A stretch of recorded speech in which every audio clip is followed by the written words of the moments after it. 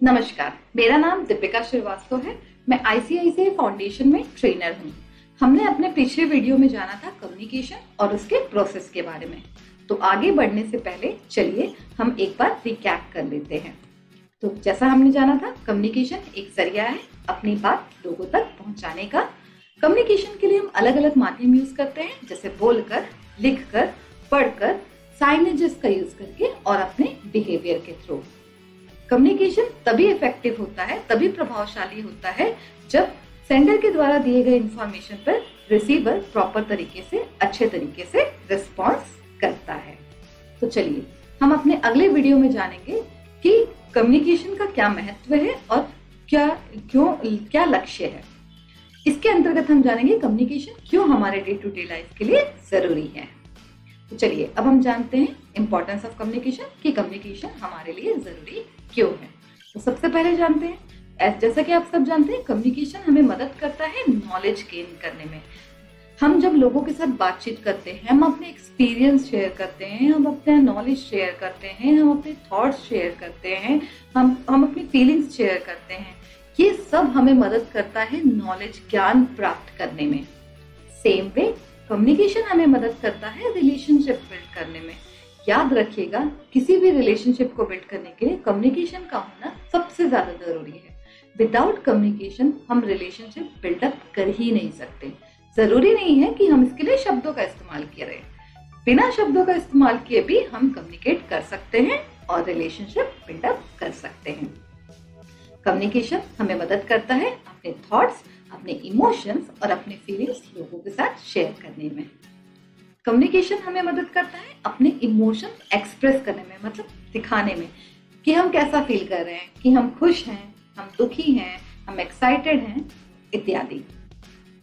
Communication हमें मदद करता है हमारे जितने भी मतभेद हैं उनको दूर करने में।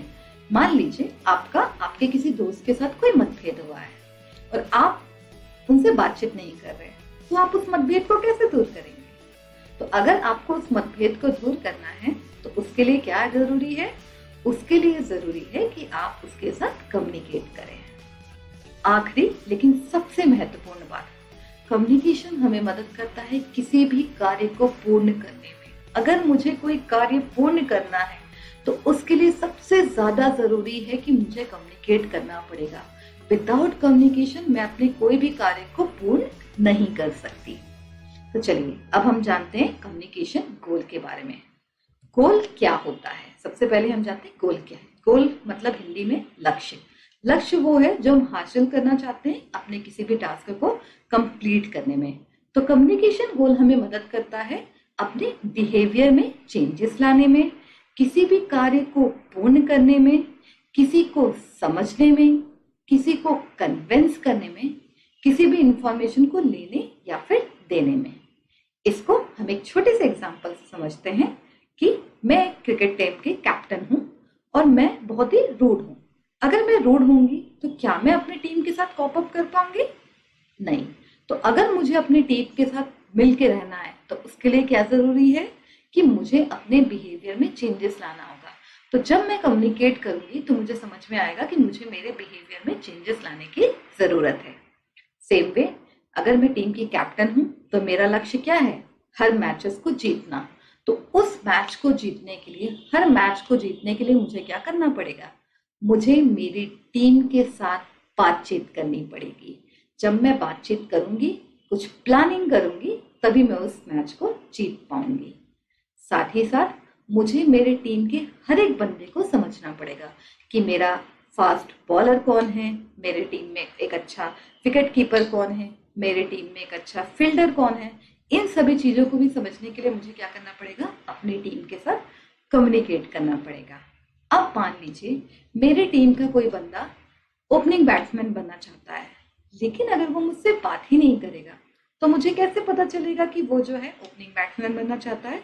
तो अगर उसे मुझे कन्विंस करना है तो उसके लिए उसे मुझे क्या करनी पड़ेगी? बातचीत करनी पड़ेगी। तभी मैं क्या हो पाऊंगी?